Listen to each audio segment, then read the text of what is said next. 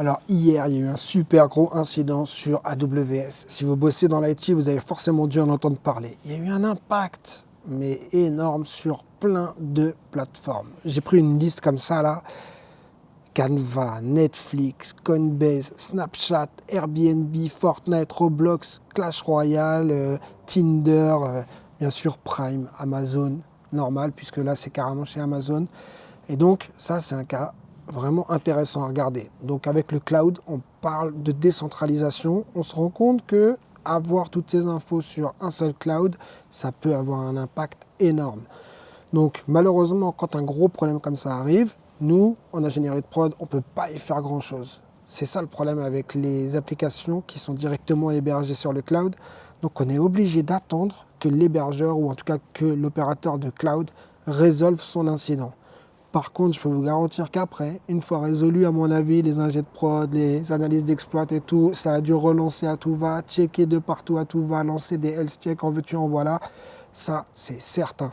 Donc le seul qui a rigolé dans cette histoire, c'est Elon Musk. Pourquoi? Parce que lui, il a ses propres data centers. Donc il a rigolé, il a lancé des blagues sur Twitter. Et oui, on le comprend, puisque lui, du coup, il n'est pas dans un concept de cloud chez quelqu'un d'autre, comme Azure ou AWS, puisque ce cas de figure, il aurait pu se reproduire sur Azure, ça aurait pu être sur GCP, ça aurait pu être n'importe où en fait. Tous les clouds, ça peut arriver, c'est un truc qui peut arriver. Normalement, on est censé avoir des systèmes de disaster recovery, donc les DR, ou alors on peut aussi avoir un autre, on va dire, toutes nos applis ne sont pas dans le même cloud, c'est ce qu'on appelle par exemple du multi-cloud, ou alors on a aussi souvent, et ça je l'avais déjà expliqué dans le cloud, la vidéo sur le cloud que vous pourrez trouver là si j'arrive à mettre le lien, c'est d'avoir un cloud hybride, une partie directement dans le cloud et une autre partie en in-house. Et comme ça, au moins, on ne plante pas l'ensemble de ces applis.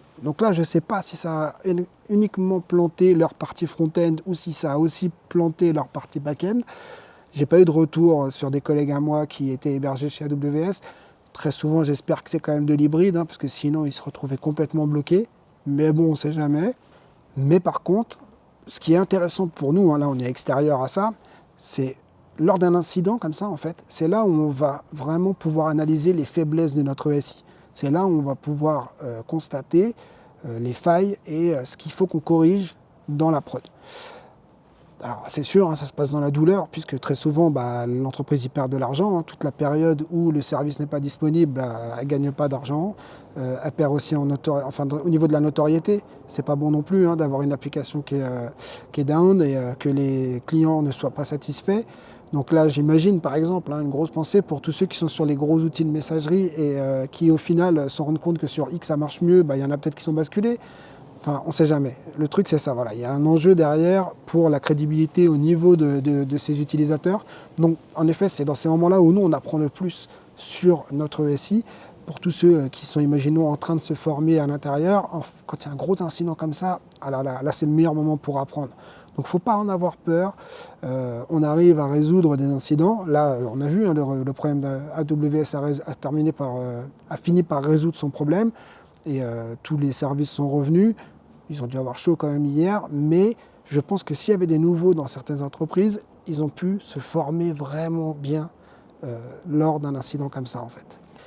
Du coup, par contre, ça me donne une petite note positive pour le métier d'Ops, parce qu'il y en a qui pensent qu'aujourd'hui, on n'a plus besoin d'Ops. Là, dans ces moments-là, on se rend compte à quoi ça sert.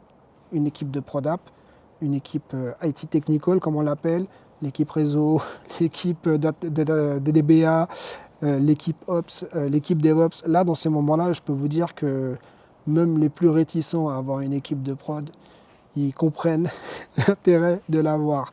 Bon, en attendant, si tu veux d'autres vidéos de ce genre, n'hésite pas à me mettre un like, n'hésite pas à t'abonner. J'essaierai de partager à chaque fois qu'il y a un gros incident comme ça, le point de vue du côté Ops. Et surtout, si tu as envie de te former, n'oublie pas de suivre ma chaîne. Allez, à plus.